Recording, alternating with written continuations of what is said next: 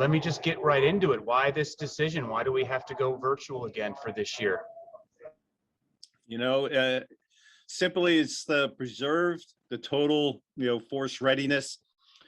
As we are, sit here today in the national capital region, and that's where the Marines and sailors come from to support the race operations from Marine Corps Base Quantico, up at Joint Base Myers, Henderson Hall, and then Marine Barracks 8th and I. So when we're looking at where we are in this war against COVID-19, this pandemic that really in a nutshell, it's the preserve, the force, it's preserve the law enforcement and the first responders that support this race. And then ultimately, it's the number one priority is the runner's safety. And, tough decision. I mean, for 18 months, we've been battling the COVID-19.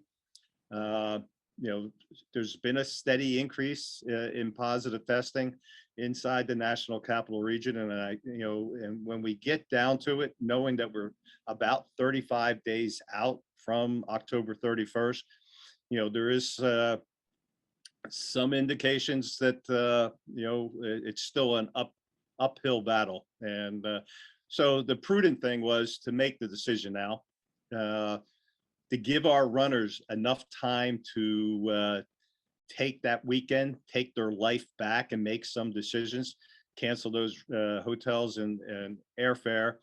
And then the Marine Corps is going to do the right thing by our runners, and by the right thing is that it's about their journey.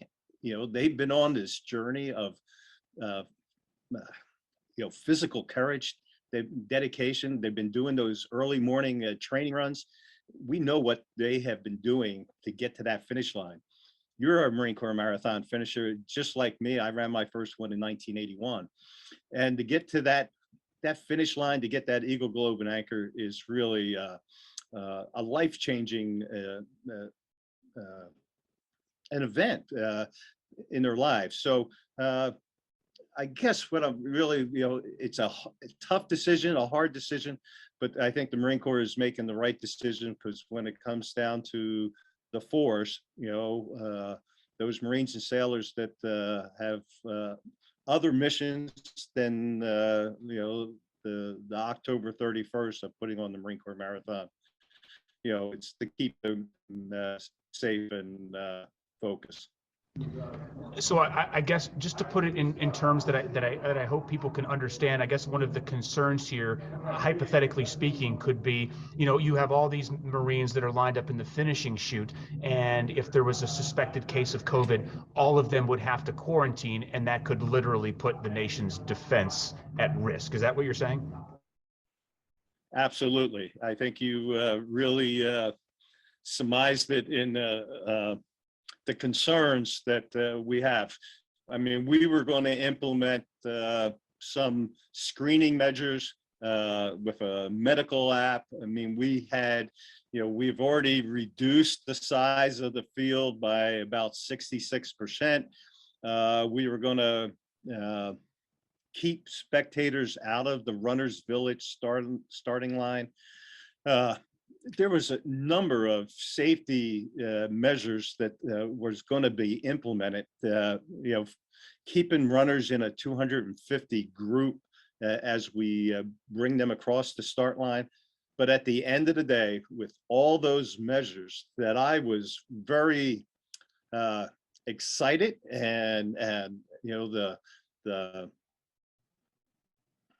I guess thinking out of the box for this year of getting us to that moment when we can put people across the start line just was not enough. That at the end of the day, looking in the mirror, you got to look at yourself and say, are we putting the possibility of putting people in jeopardy? And so this is the right thing, that to keep the force, our national security, and really to implement the Commandant of the Marine Corps' priorities is to defeat COVID.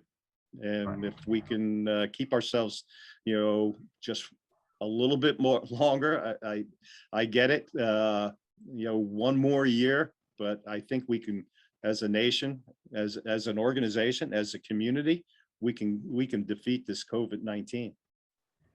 How many runners did we have signed up this time around?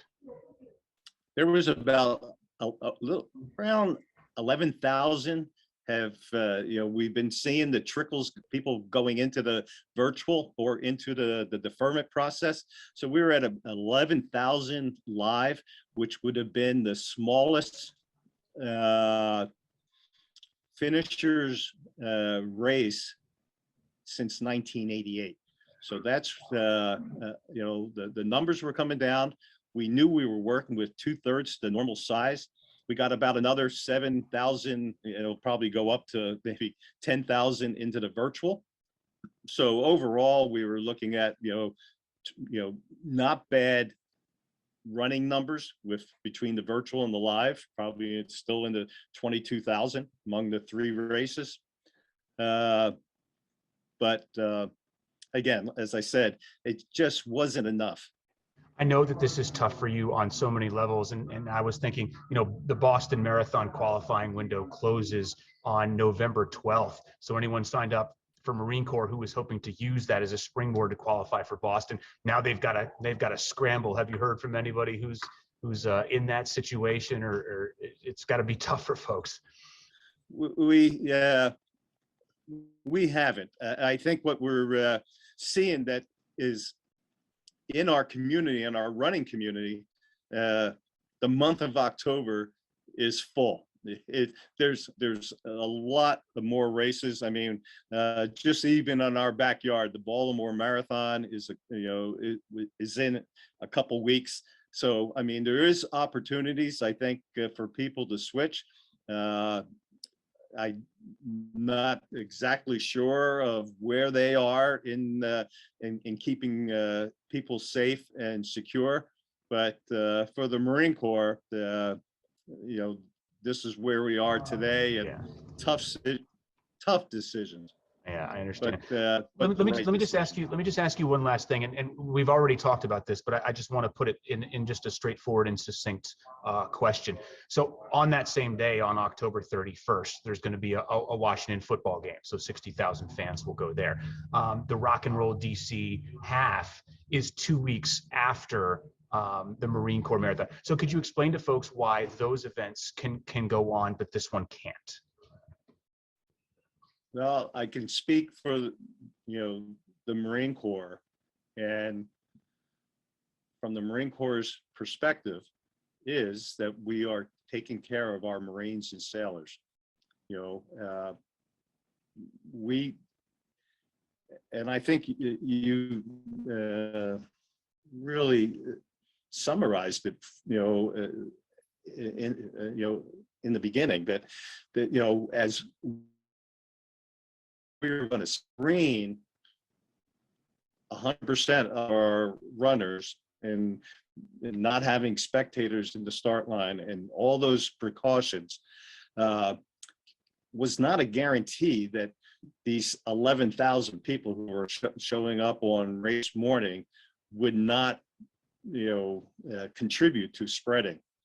And the risk, I mean, we're talking about a military force that needs to be ready. We're talking about law enforcement and first responders in our metropolitan Washington, D.C. area. I mean, we're talking about the law enforcement piece. It's not only Arlington and Washington, D.C., but it also extends out to Fairfax and Alexandria. And to put those members who protect us on a daily basis, maybe out of commission for weeks, if not months, just was not worth the risk for us to take.